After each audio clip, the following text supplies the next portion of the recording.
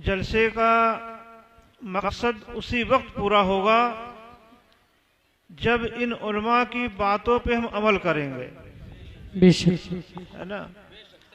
और अगर इन्होंने जो बातें बताई उनको हमने सुना, इधर से सुना और इधर से निकाल दिया, तो आपका यहाँ पे आना बेमकसद और हम लोगों का भी यहाँ पे आना बेकार। अगर इतना बड़ा मजमा है, इतने मजमे में जो मुफ्ती साहब ने या इनसे पहले जो तकरीरें हुई, जिन लोगों ने जो बातें बताई, 2-3 लोगों ने ही पूरी तौर से उस पर अमल कर लिया कि मुफ्ती हम्माद साहब ने ये बात बताई थी कि अगर तुम चादर चढ़ाने जा रहे हो 2000 रुपए की, तो वो 2000 रुपए तुम किसी गरीब की इमदाद कर दो। बेशक, सुभान अल्लाह। वो किसी गरीब लड़की की शादी में दे दो, किसी गरीब बच्चे की पढ़ाई में दे दो, किसी बेवा औरत के कपड़े बनवा दो।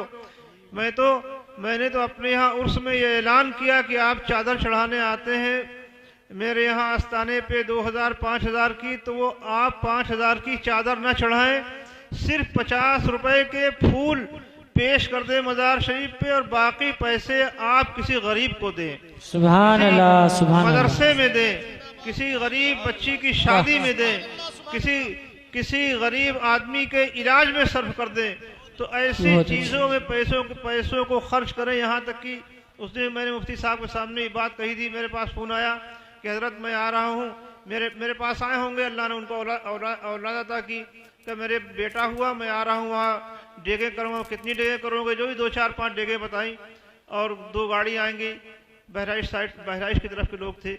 मैंने उनसे कहा तुम मेरे यहाँ मत आओ, तुम 25-30 हज़ार रुपये खर्च करोगे, तुम अपने घर पे अच्छा खाना बनवाओ, तुम्हारे करीब में जो मदरसा है वहाँ के बच्चों को बुलाओ, और जो मस्जिद के इमाम साहब हैं उनको बुलाओ, उनसे तुम बुजुर्गों की नज़र कराओ और उन मदरसे के बच्चों को अच्छा खाना खिलाओ। जो तुम्हारे पड़ोस में गरीब लोग हैं उनको तुम वो खाना खिलाओ, और उसी पैसे में से कुछ नज़र अपने मस्जिद के इमाम साहब को पेश कर दो, तुम्हारा यहाँ पे आना कबूल हो जाएगा। सुभान अल्लाह, सुभान अल्लाह, या रसूल अल्लाह,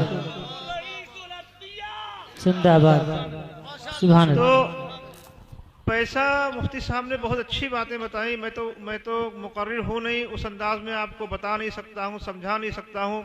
सिर्फ इतना कहूँगा, अल्लाह ने अगर आपको दौलत दी है या आप कहीं पे दौलत नहीं दी है, आप 100, 200, 500 रुपये कहीं खर्च करना चाहते हैं, तो उसका मसरफ अच्छा होना चाहिए। बेशक, पैसा अच्छी जगह खर्च हो, ताकि वो उस पैसे को खर्च करने से आपको सवाब मिले और दूसरों को फ़ायदा मिले। बेशक। और ऐसी जगह पैसा मत खर्च कीजिए कि वो पैसा भी बेकार जाए और आपको बजाय सवाब के आपके नामे अमाल में गुनाह लिखा जाए। तो बहुत अच्छी बातें बताई, इन सब बातों पे अमल कीजिए। और जहाँ भी जाना होता है, मुफ्ती मौलाना असनाद साहब ने दावत दी, इनकी दावत पे हाजिर हुआ।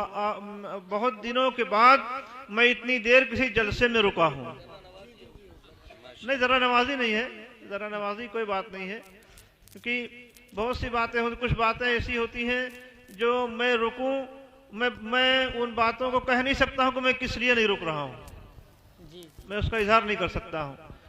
लेकिन जिसके बुलाने में जितनी अकीदत होती है, जितनी मोहब्बत होती है, उसी लिहाज से वहाँ पे रुका जाता है और वहाँ के लोगों से मुलाकात की जाती है।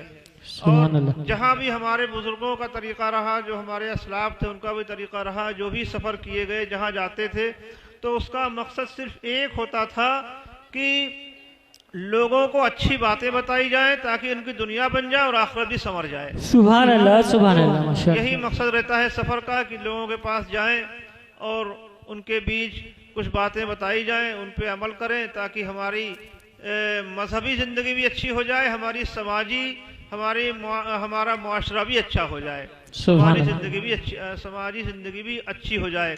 और सबसे आखिरी बात, मुसलमानों, जो हर जगह कहता हूँ कि मसलके आला हजरत पे मजबूती से कायम रहे। सुभान अल्लाह, सुभान अल्लाह, माशाअल्लाह। मुफ्ती साहब ने तमाम पीरों के बारे में बताया, ठीक बहुत सी बातें बताई। मेरे इलाके में भी इस तरह के लोग हैं जो बेराह रवी इख्तियार किए होते हैं, पीरी मुरीदी का सिलसिला उनका शुरू रहता है। उनके पास लोग आते हैं, तरह तरह के अकीदे लेकर के आते हैं। कहीं कोई किसी सहाबी की शान में गुस्ताखी कर रहा है, कहीं कोई किसी की बात कर रहा, कोई बहरहाल जो हमारे बुजुर्गों का अकीदा था, इससे पहले भी मैं यहाँ पे बयान कर चुका हूँ, मुफ्ती साहब ने भी बयान किया, जो शुरू से किताबों में चला आ रहा है कि अफजलुल बशर बादल अंबिया बित्तहकीक सैयदना अबी बकर सिद्दीक रज़ियल्लाहु तआला अन्हु। सुभान अल्लाह, सुभान अल्लाह।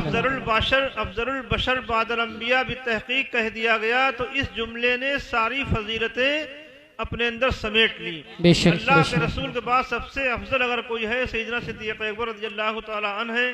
उसके बाद सैयदना फारूक आज़म, सैयदना उस्मान गनी मौलाए कायनात रज़ियल्लाहु तआला अन्हुम।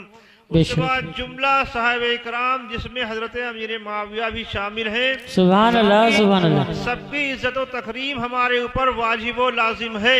किसी की शान में जर्रा बराबर गुस्ताखी अपने ईमान को खराब करना है। अल्लाह। और ये नहीं कि मैंने कोई ऐसी बात कह दी। मेरे जद्दी आला 614 हिजरी में तशरीफ लाए थे ख्वाजा साहब की बारगाह में। सुभान अल्लाह। ख्वाजा कुतुब साहब के पास भेजा, ख्वाजा कुतुब साहब ने मुरीद किया और आपको जो भी नवाजना था नवाजा। उसके बाद फरमाया कि जाओ दीन की तबलीग करो और इंसानियत के पैगाम को आम करो। फिर बिलग्राम तशरीफ लाए, 800 साल हो गए। उस 800 साल से हमारा यही अकीदा चला आ रहा है। सुभान अल्लाह, सुभान अल्लाह। माशाअल्लाह। नई बात नहीं, अपने बुजुर्गों का तरीका हमारा जो मैंने बताया है कि हर सहाबी की सबकी इज्जत व तकरीम हमारे ऊपर वाजिब व लाजिम है। यही हमारे बुजुर्गों का अकीदा है। इससे अगर हटके कोई बात करता है तो वो मसलके अहले सुन्नत वल जमात के खिलाफ है। जी, इसी पे मजबूती से कायम रहे या मसलके आला हजरत यही है, मसलके आला हजरत पे मजबूती से कायम रहे।